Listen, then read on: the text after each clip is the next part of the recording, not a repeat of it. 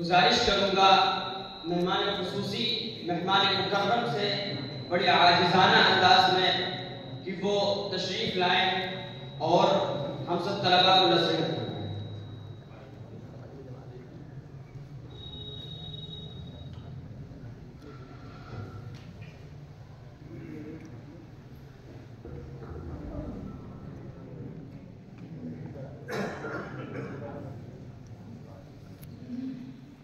نحمده ونصلي على رسوله الكريم أما بعد أعوذ بالله من الشيطان الرجيم بسم الله الرحمن الرحيم وذكر فإن الذكرى تنفع المؤمنين وقال النبي صلى الله عليه وسلم الدين النصيحة أو كما قال عليه الصلاة والسلام۔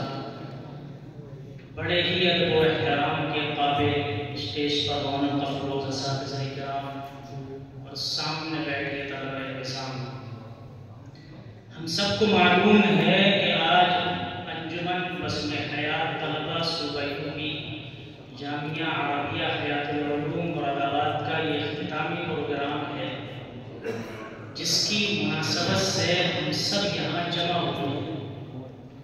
میں اللہ رب العزت سے دعا گو ہوں کہ اللہ رب العزت اس انجمن بزم حیات کے جمیع اراکین اور اس کے ذمہ داران کو جزائے خیر عطا فرمائے کہ جن کی محنت اور کاوشوں کے نتیجے میں یہ بزم ترقی کی طرف رواں دواں ہے۔ اللہ رب العزت اس بزم حیات اور اس سے متعلق تمام ارکان کو مزید ترقیات سے نوازے، شروع سے لے کر آخر تک بغور پورے پروگرام کو میں نے سماعت کیا اور اس بات کو محسوس کیا کہ جتنی محنت آپ لوگوں نے کی ہے اس سے کہیں زیادہ محنت آپ لوگوں کو تیار کرنے میں اساتذہ کرام نے کی ہے، اور بڑی خوشی ہوئی کہ ہر طالب علم نے اپنا پروگرام بڑے اچھے انداز میں پیش کیا، قاری صاحب نے تلاوت بڑے اچھے انداز میں کی، حمد و نعت بڑے اچھے طرز ترنم میں پیش کی گئی، طلبہ نے تقریر میں بڑا شاندار انداز خطابت اختیار کیا، اور پھر آخر میں جو سوالات و جوابات کا ایک مرحلہ آیا اس نے آج کی اس محفل میں مزید چار چاند لگا دیے۔ اللہ رب العزت سے ہم سب مل کر یہ دعا کرتے ہیں کہ اللہ رب العزت ہماری اس جد و جہد کو جاری اور ساری رکھے اور ہماری تمام محنتوں کو قبول فرمائے۔ عزیز طلبہ، امر بالمعروف اور نہی عن المنکر کو اللہ رب العزت نے اس امت کا امتیازی وصف بنایا ہے، اور اس کے خیر امت ہونے کو ان دونوں کاموں سے وابستہ کیا ہے۔ اس لیے یہ عمل امت کے ہر فرد پر اس کے علم اور استطاعت کے بقدر لازم ہے۔ پھر شریعت مطہرہ میں ہر اقوال و افعال کے اندر سلیقہ مندی اور حسن انداز کو مطلوب قرار دیا گیا ہے، بالخصوص امر بالمعروف اور نہی عن المنکر میں حسن انداز کو بہت زیادہ اہمیت حاصل ہے۔ اسی سے بعد میں تاثیر اور مخاطب کے اندر انفعال، جوش اور ولولہ اور عمل کی رغبت پیدا ہوتی ہے۔ اسی حسن انداز کو قرآن کریم نے حکمت اور موضع حسنہ سے تعبیر کیا، اس لیے ہر خطیب اور مقرر کو اس بات کا پورا اہتمام کرنا چاہیے کہ جب وہ سامعین کے سامنے اپنی ما فی الضمیر کو ادا کرے تو بہت ہی سلیقہ مندی، مرتب انداز، معقر الفاظ اور نہایت ہی مؤثر انداز میں پیش کرے۔ عزیز طلبہ، آپ میں سے ہر شخص بلند پایا مقرر تو نہیں بن سکتا، لیکن کچھ باتیں میں آپ کے سامنے رکھ دیتا ہوں کہ جس کا پاس و لحاظ کر کے مشق و تمرین کے ذریعے ہم سب لوگ اپنے ما فی الضمیر کو بڑے اچھے اور سلجھے ہوئے انداز میں پیش کر سکتے ہیں۔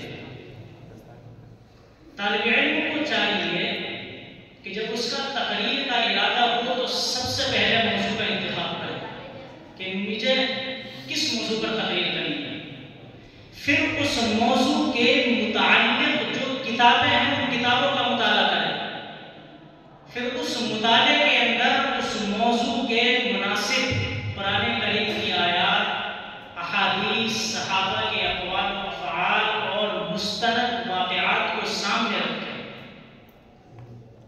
اور مکمل مطالعہ کرنے کے بعد بڑے اچھی ترتیب کے ساتھ ان ساری چیزوں کو جمع کریں۔ شروع میں کچھ تمہیدی گفتگو ہو، اس کے بعد قرآن کریم کی آیات اور احادیث کا ترجمہ اور تشریح ہو، پھر اقوال صحابہ، افعال صحابہ اور مستند واقعات سے اپنی بات کی تائید کی جائے، اور پھر آخر میں پورے بیان کا خلاصہ اور نچوڑ بیان کر دیا جائے۔ دوسری چیز جس کا ہمیں خیال کرنا ہے، زمانے طالب علم میں جتنا ہو سکے اتنا زیادہ آپ تقاریر رٹیں، جتنا ہو سکے مطالعہ کر کے تقریر نہ کریں۔ آپ کے پاس بعد میں بہت وقت ہے مطالعہ کرنے کا، زمانے طالب علم میں زیادہ سے زیادہ آپ تقاریر کو رٹیں، پھر تقریر رٹنے کے بعد کسی خالی کمرے میں یا درسگاہ میں یا کسی میدان میں یا باغ میں یا کسی کھیت میں جا کر اس کی مشق کریں، اور یہ تصور کریں کہ سامعین میرے سامنے موجود ہیں، آپ مکمل مشق کریں۔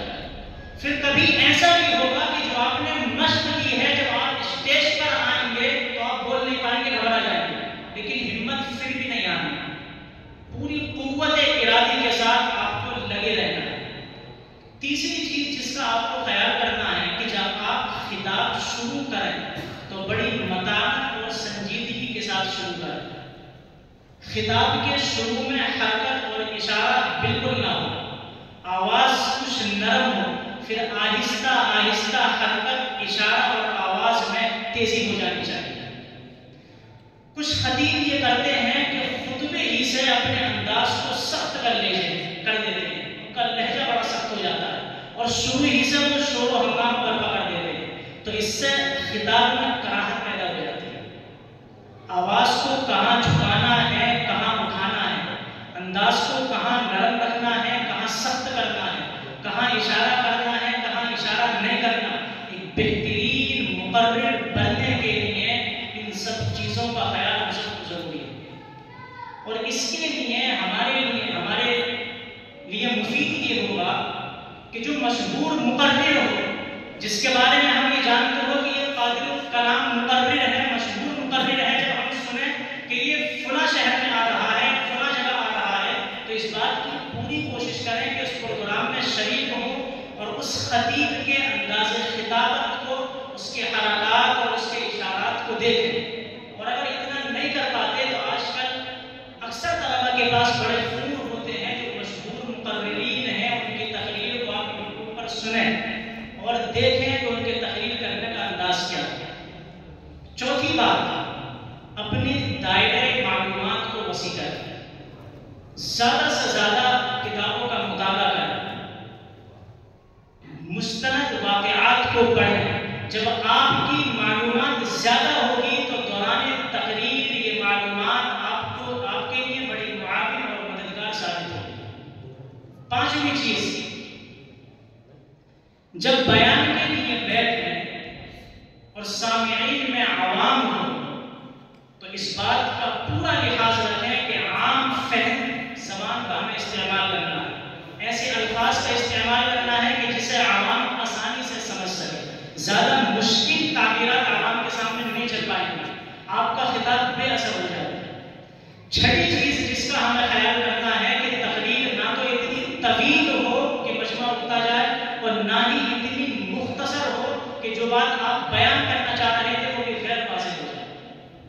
اور ساتویں چیز جس کا ہمیں خیال رکھنا ضروری ہے کہ جو وقت، یہ جتنا وقت آپ کو تقریر کے لیے دیا جائے اس وقت سے 1-2 منٹ پہلے اپنی بات ختم کر دیں، اس سے آپ کی بات میں اثر زیادہ پیدا ہوگا، سامعین پر آپ کا اچھا اثر جائے گا، اس سے زیادہ وقت آپ نہ لیں۔ اور آٹھویں چیز، اپنے اندر اخلاص پیدا کریں، یہ سب سے اہم چیز ہے۔ ایسا نہ ہو کہ جب آپ اسٹیج پر جائیں تو ہمارے ذہن میں یہ ہو کہ میں تقریر کروں گا تو میری واہ واہ ہوگی، لوگ سلام و مصافحہ کریں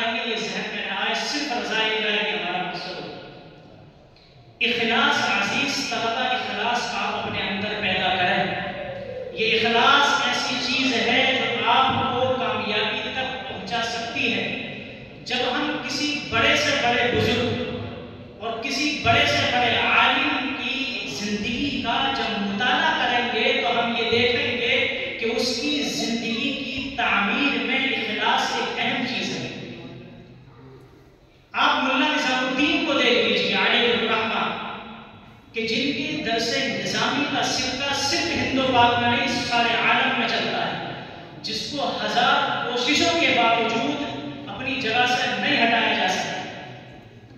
ایسا نہیں تھا کہ ملا نظام الدین علم و ذہانت اور علم و فضل میں اپنے معاصرین سے بہت اعلیٰ درجے کے تھے، نہیں، ان کے معاصرین میں اور ان کے ساتھیوں میں ایسے علماء بھی تھے جو ملا نظام الدین سے اگرچہ اوپر کے درجے کے نہیں تھے لیکن ان کے ہم پلہ ضرور تھے، لیکن ہم دیکھتے ہیں کہ ان کا نام اتنا نہیں آتا جتنا نام ملا نظام الدین کا آتا۔ جب ہم ملا نظام الدین علیہ الرحمہ کی زندگی کا مطالعہ کریں گے تو ہم یہ دیکھیں گے کہ ان کی زندگی کو یا ان کے تذکرے کو جو دوام بخشا ہے وہ اخلاص نے بخشا ہے۔ تو سارے طلباء اپنے اندر اخلاص پیدا کریں۔ دوسری چیز جو ہمیں اپنے اندر پیدا کرنی ہے وہ ہے ایثار، قربانی، جذبہ اور ہمت۔ جیسا کہ مولانا نے بیان کیا تھا کہ اپنے اندر ہمت اور حوصلہ پیدا کریں۔ آج کے طلباء میں سب سے بڑی خرابی یہ ہے کہ ہم بھی درسگاہوں میں دیکھتے ہیں کہ طلباء مرجھائے ہوئے ہوتے ہیں بیچارے، بالکل احساس کمتری کا شکار، گھبرائے ہوئے سے کہ کیا کریں گے اپنی زندگی میں۔ اپنے اندر ہمت پیدا کریں، اپنے اندر حوصلہ پیدا کریں، اپنے اندر ایثار اور قربانی کا جذبہ پیدا کریں۔ یہ ساری صفات ایسی ہیں کہ اگر افراد میں پیدا ہو جائیں تو انہیں سریا تک پہنچا دیتی ہیں، اور اگر کسی قوم اور کسی قبیلے کے اندر پیدا ہو جائیں تو ساری دنیا ان کے سامنے جھکنے پر مجبور ہو جاتی ہے۔ اپنے آپ کو بیکار نہ سمجھیں عزیز طلباء، آپ میں سے ایک بھی طالب علم بیکار نہیں ہے، آپ ہی سب کچھ کریں گے انشاءاللہ۔ آپ میں سے ہر شخص کے اندر وہ صلاحیت موجود ہے کہ آپ جس علاقے میں جائیں گے اس علاقے کی کایا پلٹ دیں گے انشاءاللہ۔ آپ اپنے آپ کو بیکار نہ سمجھیں، اپنے آپ کو بالکل بیکار سمجھ لینا کہ مجھ سے تو کچھ بھی نہیں آتا، میں کیا کروں گا، حالات بڑے خراب ہیں، معاشی حالت میری بڑی کمزور ہے، یہ بالکل بہت خطرناک چیز ہے۔ اور اپنے آپ پر ہی بھروسہ کر بیٹھنا کہ میں سب کچھ کر سکتا ہوں، یہ بھی بہت خطرناک چیز ہے۔ اللہ پر بھروسہ کر کے پورے عزم و حوصلے کے ساتھ ہمیں کھڑے ہو جانا ہے، اور اللہ سے یہ دعا کرنی ہے کہ اللہ تو نے بغیر اسباب کے محض اپنی قدرت کاملہ سے بڑے بڑے کام کیے ہیں۔ اے اللہ تو نے صرف اپنی قدرت کاملہ سے بنی اسرائیل کے لیے سمندر میں خشک راستے بنا دیے تھے۔ اے اللہ تو نے اپنی رحمت کاملہ سے حضرت ابراہیم علیہ السلام کے لیے آپ کو گل گلزار بنا دیا تھا۔ اے اللہ تو نے اپنی رحمت کاملہ سے وہ اونٹ کے چرواہے جو امی کہلاتے تھے ان کے واسطے سے ساری دنیا میں دین کو پہنچا دیا تھا۔ اے اللہ تو نے ان کے واسطے سے قیصر و کسریٰ کی کایا کو پلٹ دیا تھا۔ اے اللہ مجھ جیسے نکمے اور ناکارہ بندے سے بھی اپنی دین کا کام لے، اور اللہ سے دعا کریں کہ اللہ میرے اندر صلاحیت نہیں ہے، لیکن اگر آپ میرے اندر صلاحیت پیدا کریں گے تو آپ سے کوئی پوچھنے والا نہیں ہے۔ حضرت عمر رضی اللہ تعالیٰ عنہ کہتے تھے عمر تو ذلیل تھا، تجھ سے تو اونٹ بھی چرانے نہیں آتے تھے، تیرا باپ تجھ سے کہتا تھا کہ عمر تو اونٹ بھی نہیں چرا سکتا، تو زندگی میں کرے گا کیا؟ لیکن اللہ رب العزت نے حضرت عمر کو ایسا بنایا کہ نبی کو کہنا پڑا کہ اگر میرے بعد کوئی نبی ہوتا تو وہ عمر ہوتا۔ تو اللہ رب العزت سے یہ دعا کریں کہ اللہ میں دین کا کام کرنا چاہتا ہوں، اس کے لیے جو بہتر طریقہ ہو میرے لیے ہموار کر دیجیے۔ تو پوری ہمت، عزم اور حوصلے کے ساتھ اللہ رب العزت سے دعا کر کے میدان میں نکل پڑیے، انشاءاللہ پورے کے پورے علاقے کے لیے ہم اکیلے کافی ہو جائیں گے۔ تیسری چیز عزیز طلباء جو آپ میں پیدا کرنی ہے وہ ہے آپ کے اندر کی قابلیت اور صلاحیت۔ یہ ایک ایسی چیز ہے جو آپ کو ہر زمانے میں ترقی کے راستے پر لے کر جائے گی۔ اگر آپ نے اپنے اندر قابلیت اور صلاحیت پیدا نہیں کی تو جس جگہ بھی، جس زمانے میں بھی آپ جائیں گے حالات کو اپنے خلاف پائیں گے۔ اس لیے اپنے اندر صلاحیت پیدا کیجیے، اپنے اندر صالحیت پیدا کیجیے۔ یہ مت سوچیے کہ زمانے میں پہلے سے جگہ تھوڑی خالی ہوتی ہے، میں فارغ ہو کر جاؤں گا فلاں مسجد میں یا فلاں مدرسے میں، ایک بڑے منصب پر مجھے جگہ مل جائے گی۔ نہیں نہیں، یہ زمانہ بقائے اصلاح کا قائل ہے۔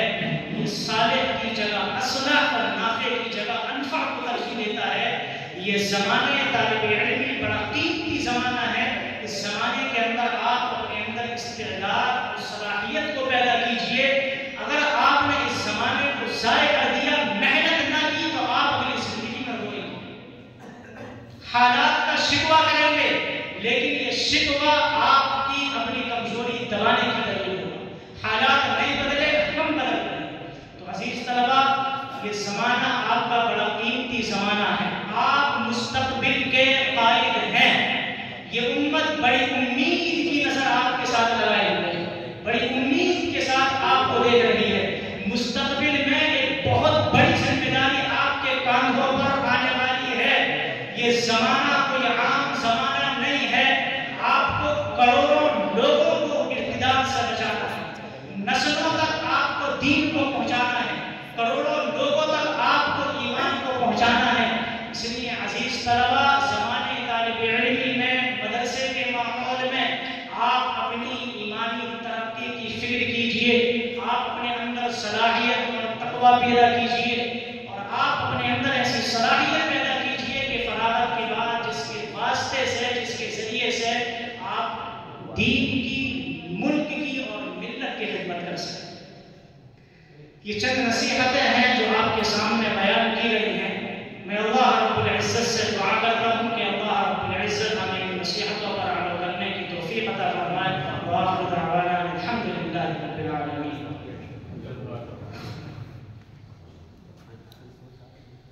جزاکم اللہ خیر و احسن الجزا۔ نقش ہوتی جا رہی تھی دل پر حضرت کی گفتگو، نقش ہوتی جا رہی تھی دل پر حضرت کی گفتگو، گر ہم کریں فکر اصلاح تو مسئلہ حل ہو جائے۔ حاضرین، اب میں ہمارے پروگرام کی آخری کڑی تک پہنچنے کی جسارت کر رہا ہوں۔ آپ لوگ بخوبی سمجھ رہے ہوں گے کہ میں کس شخصیت کی بات کر رہا ہوں۔ وہ ایک ایسی شخصیت ہے کہ جس کی ذات فکر و نظر، علم و عمل، فہم و فراست، فضل و کمال، حسن و جمال، علم و متانت کا ایک حسین سنگم ہے کہ جہاں سے وعظ و خطابت، تبلیغ و ارشاد، صلاح و اصلاح کی تیز دھاریں ابلتی ہیں، جن کا شیریں و شفاف پانی دلوں کے باد سہون سے جھلسی ہوئی کھیتیوں کو سبززار اور مرغزار بنا دیا کرتا ہے۔ آئیے حاضرین، میں بڑے ہی ادب و احترام سے گزارش کر رہا ہوں استاد محترم اور آج کی اس خوبصورت انجمن کے صدر محترم حضرت اقدس حضرت مولانا مفتی فاروق احمد صاحب دامت برکاتہم العالیہ، بڑے ہی ادب و احترام سے حضرت والا سے گزارش کر رہا ہوں کہ اپنی قیمتی نصیحتوں سے ہم سامعین کو مستفیض فرمائیں۔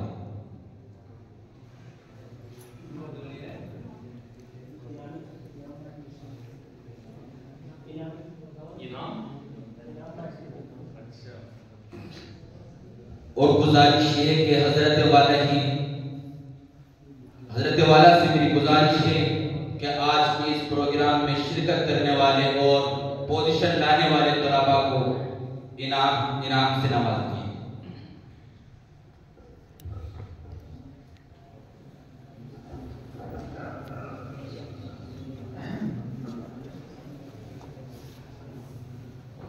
جو انجمن سے قبل پروگرام ہوا تھا اس میں اول پوزیشن لانے والے عزیزم محمد حسان سلمہ آپ تشریف لائے اور اپنی پوزیشن کا جو کہ اول پوزیشن لائے ان کا انعام لے لیں۔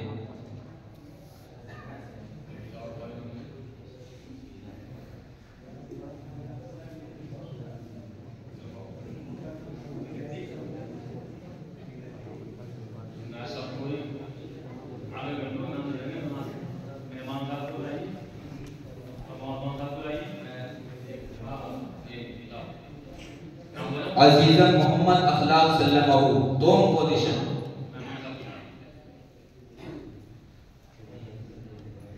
میں اپنے مہمانان اکرام سے بھی گزارش کروں گا کہ آپ بھی بچوں کو انعامات سے نوازیں۔ عزیزم محمد فیضان سلمہ بجنوری اپنی 100 پوزیشن کا انعام حاصل کریں۔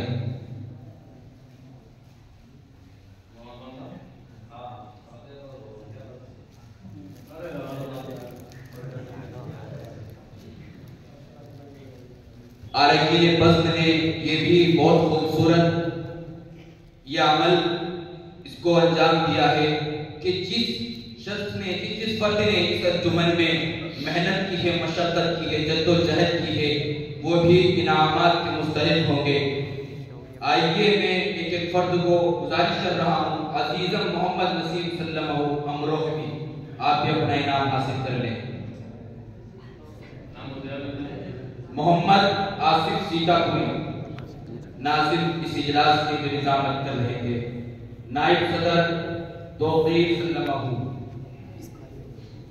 نائب ناظم عزیزم محمد نعمان صلی اللہ علیہ وسلم، ناظم لائبریری امام الدین صلی اللہ علیہ وسلم، آپ بھی اپنا انعام حاصل کریں۔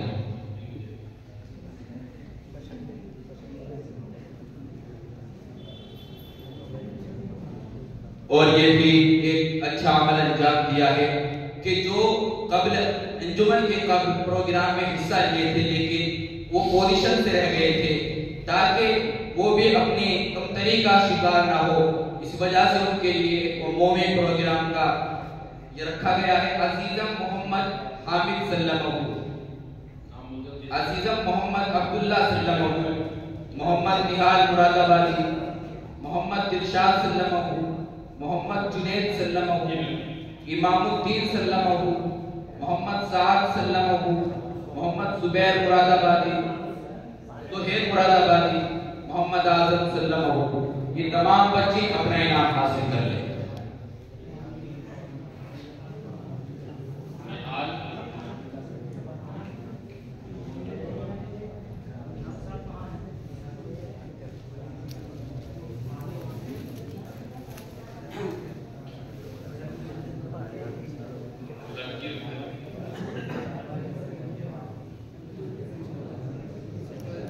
عزیزم مذکر صلی اللہ علیہ وسلم اور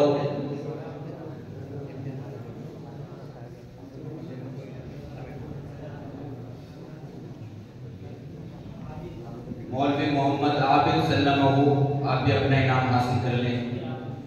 مولوی محمد اشتیاق صلی اللہ علیہ وسلم، مولوی محمد شان عالم صلی اللہ علیہ وسلم،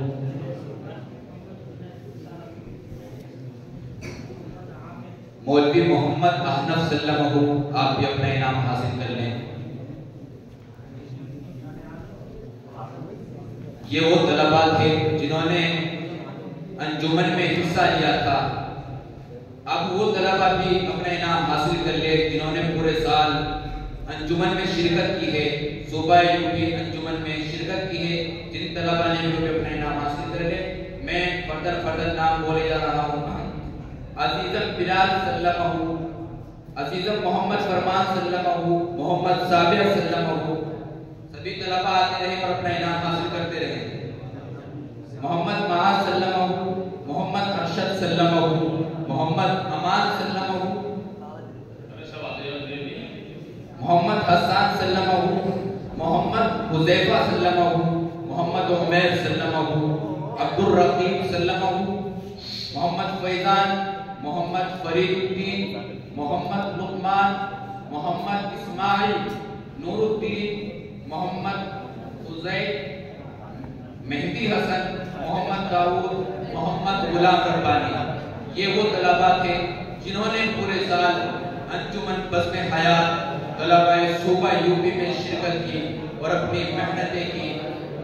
اب حضرت کا مختصر بیان ہوگا، پھر اس کے بعد دعا ہوگی اور اسی پر آج کا یہ پروگرام بحسن خوبی پائے تکمیل کو پہنچے گا۔